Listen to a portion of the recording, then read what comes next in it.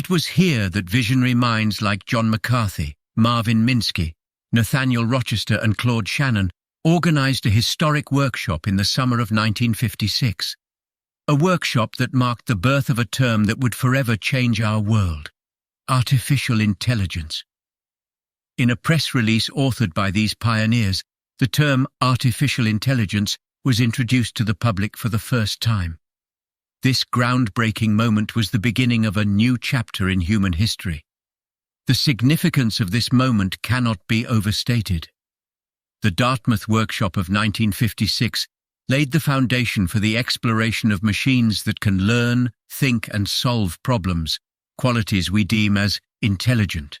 This workshop was the starting point for the development of AI systems that now permeate our world. In AI research and development, the aim is to create machine thinking to solve complex problems and make the impossible possible. And all that began over half a century ago at a college in New Hampshire. The Dartmouth Workshop of 1956 was the birth of artificial intelligence and the source of an infinite wellspring of innovation. Today, AI is shaping our world in many fields, from medicine to entertainment, from transportation to the economy.